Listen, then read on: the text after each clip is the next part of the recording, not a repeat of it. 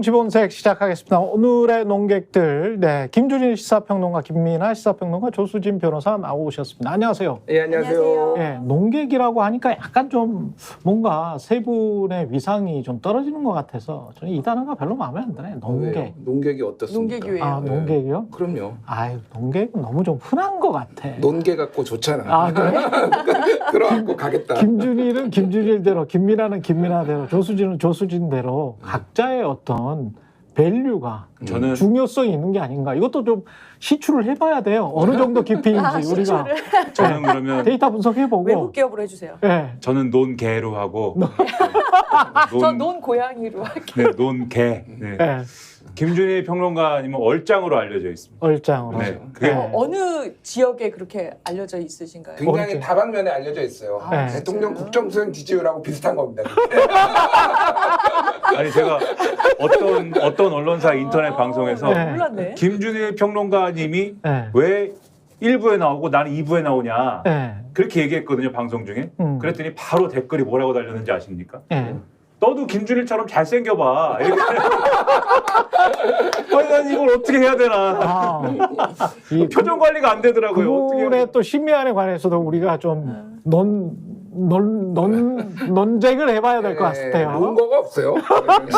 심리적 잘생김이라고 자, 하죠. 예. 국민은 언제나 옳다. 네. 김준일이 잘생긴 것이다. 대통령의 말씀은 논거나 근거가 있는지 하나씩 좀 따져보겠습니다. 대통령이 일단은 어떻게 이야기를 했는지 정확한 워딩을 한번 들어볼게요. 존경하는 국민 여러분, 포항 영일만 앞바다에서 막대한 양의 석유와 가스가 매장돼 있을 가능성이 높다는 물리탐사 결과가 나왔습니다. 국민 여러분께 이 사실을 보고드리고자 합니다. 우리 정부 들어와서 지난해인 2023년 2월 동해가스전 주변에 더 많은 석유가스전이 존재할 가능성이 높다는 판단하에 세계 최고 수준의 심해 기술평가 전문 기업인 미국의 액트지오사에 물리탐사 심층 분석을 맡겼습니다. 최근에 최대 140억 배럴에 달하는 석유와 가스가 매장되어 있을 가능성이 매우 높다는 결과가 나왔고 유수 연구기관과 전문가들 검증도 거쳤습니다. 네, 대통령의 위험한 발언인데요. 이게 과학적 발언은 아닌 것 같은 게 존경하는 국민 여러분 다음에 우리 석유 터졌어요 이렇게 말하면은 제가 믿겠어요.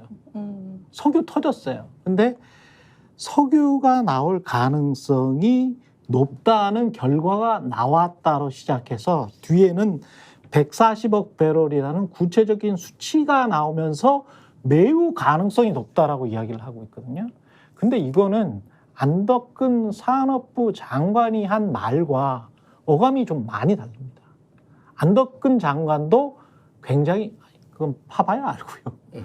시추해봐야 알고요. 이런 식으로 말을 계속 돌리고 있거든요. 근데 대통령은 굉장히 선동적이고 선정적으로 지금 이야기를 하고 있습니다.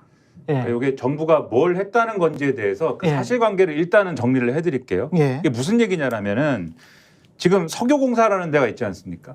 근데 네. 기존에 동해 이제 가스전이라는 게 있는 거잖아요. 동해에서 석유 약간 가스가 좀 나오는 요거를 확보해서 90년대 후반에 확보를 해서 조금 거기서 나오죠 거기서. 그렇죠. 뽑아내고 있었는데 예. 요게 고갈이 됐습니다. 2021년도인가. 예. 그래서 이것은 이제 고갈이 돼가지고 더 이상 요거는 이제 폐쇄를 해야 되고 요 근처에서 좀 더 나오지 않을까? 석유공사 입장에서는 그런 이제 추가 자원을 찾기 위한 투자를 하는 거예요. 그래서 찾고 있었는데 그거를 무슨 오늘 보니까는 프로젝트 이름이 광개토 프로젝트, 그래서 2022년에 석유공사 내부에 광개토 프로젝트라는 팀을 꾸렸다 이런 보도도 있고 또 오늘은 무슨 뭐 대왕고래 팀이 있었다고 그러고 하여튼 이름은 그렇게 전왔는데 예. 그러니까 석유공사 차원에서는 뭐 할 수 있는 일이죠. 그럼요. 추가로 찾아보자. 그럼요. 찾은 겁니다. 찾는데 뭘 하냐면 땅 속에다가 지진파 쏴보고 그다음에 지진파 쏜 결과를 놓고 슈퍼컴퓨터 뭐 이렇게 분석해보고 또 쏴보고 이러면서 계속 그렇죠. 뭔가 땅 밑에 이 해저에 이건 심해 밑에 있는 거니까 그렇습니다. 심해 해저에 뭔가 있을 가능성을 계속 추적을 해온 건데 그러면서 데이터가 자기들은 쌓였을 거 아닙니까? 그렇죠. 데이터가 잔뜩 쌓였는데 이 데이터가 쌓인 거에 가지고 뭔가 석유공사보다 훨씬 전문성 있는 이런 어떤 집단한테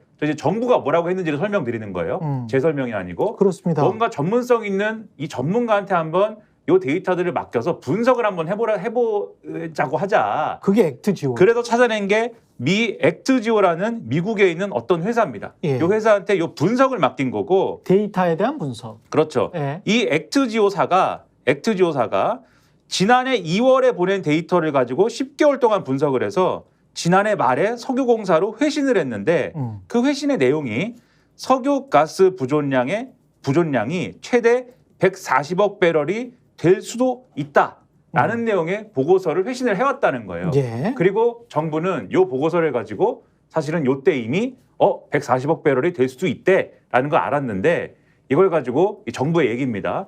호들갑 떨면은 너무 좀 그런 것 같아서 각 이제 또 국내에 전문가들이 있을 거 아니에요. 전문가들의 교차 검증이나 이런 걸 통해서 대체적으로 그렇게 주장할 수도 있는 것 같다라는 결론이 나와서 그 결과를 대통령에게 엊그제 보고를 한 것이고 지난주에 보고를 한 거고 대통령이 이거에 대해서 어저께 바쁘게 다른 일정도 있는데 발벗고 나서 가지고 이거를 발표를 했다.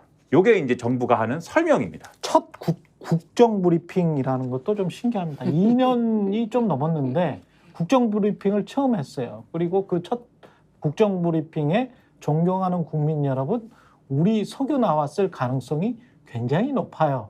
근데 그거 언제냐면 2030 몇 년쯤에 첫 시추가 될 수도 있어요. 뭐 이런 이야기를 한 겁니다. 그 국정 브리핑도 짧게 국정 브리핑이 왜 나왔는지의 맥락을 설명드리면 예. 지난번에 기자들하고 뭐 좋은 자리를 한번 만들었잖아요. 그렇죠. 근데 그런 자리를 통해서 좋은 자리, 고기 먹는 자리, 김치찌개 먹는 자리. 뭐 그런 자리죠. 예, 그런 거기에서 대통령이 예. 앞으로 기자들하고 좀 더 좋은 자리 많이 만들겠다. 그리고 프레스 프렌들리하게 제 표현입니다. 프레스 프렌들리하게 가져가겠다. 이런 얘기를 하면서 도 스태핑을 뭐 되살리거나 이런 것보다는 국정 브리핑의 방식으로 앞으로 대통령이 직접 많이 설명해 주겠다라고 이런 취지의 얘기를 또 거듭한 모양이에요. 그래서 근데 요거는 이제 그냥 한 얘기고 국정 브리핑이라는 게 뭐 어떤 형식인지 어떤 내용인지는 뭐 알 수가 없는 상황에서 어제 이제 첫 타자로 국정 브리핑이라는 형태로 요 얘기가 나온 건데 중요한 거는 요 얘기는 이제 이 석유 내지는 뭐 가스 이런 새로운 자원이 140억 배럴 뭐 삼성전자의 시총의 뭐 5배 가량 그러면 계산해 보면 2,200조 원인데 어쨌든 거기에 묻혀 있다라는 네, 묻혀 있을 수도 있다라는 얘기를 하고 국정 브리핑의 형식에 대해서 지금 말씀드리려고 얘기를 하는 건데 얘기를 하고 브리핑이면은 뭐 질의응답도 있고 이래야 되지 그렇겠죠. 않습니까? 그런 것은 전혀 없이 요 얘기만 하고 들어갔어요? 바쁩니다 하고 가버렸다. 왜냐하면 옆에 안덕근 산업부 장관이 있긴 있던데. 있는데 왜 대통령이 빨리 갔냐면 어제 뭘 했어야 되냐면 한국 그리고 아프리카 정상들이 모여서 정상회의를 하고 있었습니다.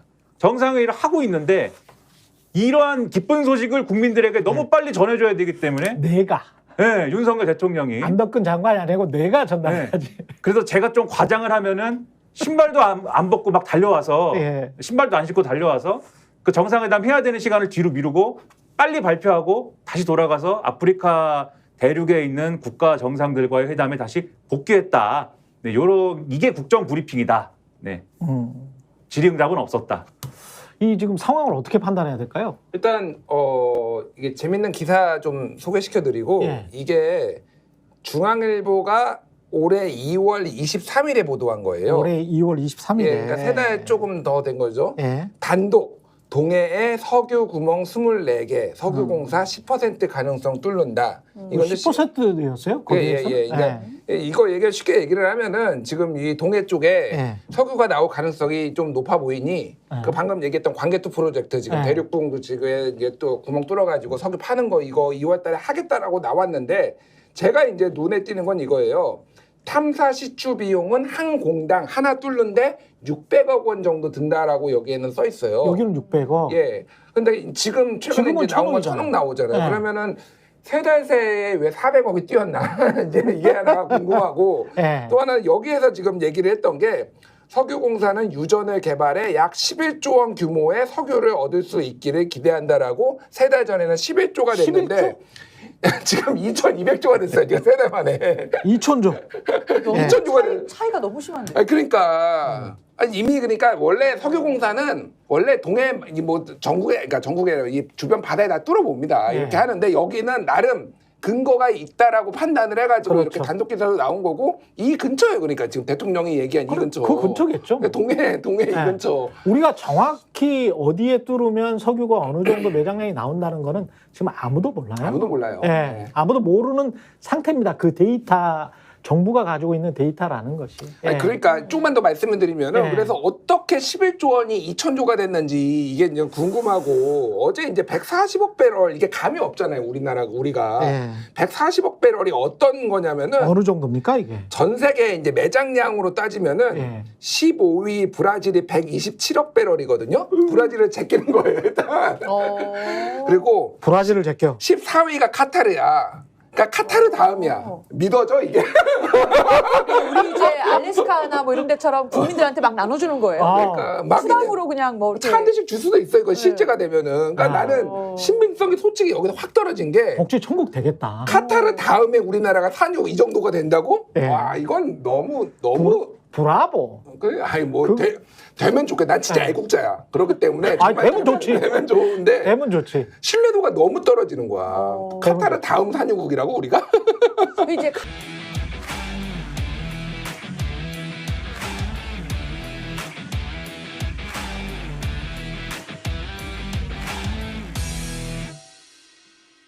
저희가 얘기할 때 오셔가지고 라이브로 관전하시기 바랍니다. 반드시 주변 사람들 데리고 오시기 바랍니다. 구독, 좋아요, 알림 설정 해주시기 바랍니다. 좀 살려주십시오, 저 좀.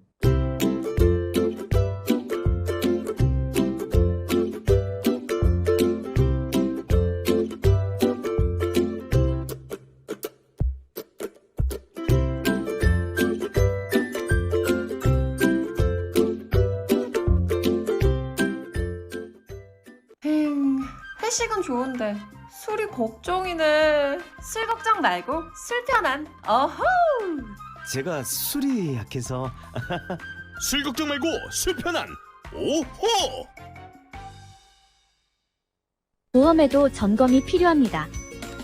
요즘 경기가 어려워서 보험료 내는 것도 부담스럽죠. 보험료는 줄이고 보장은 넓게. 건강보험도 자동차 보험도 나에게 맞춤 보장. 믿을 수 있는 보험 전문가들. 믿을 수 있다 더 착한 보험.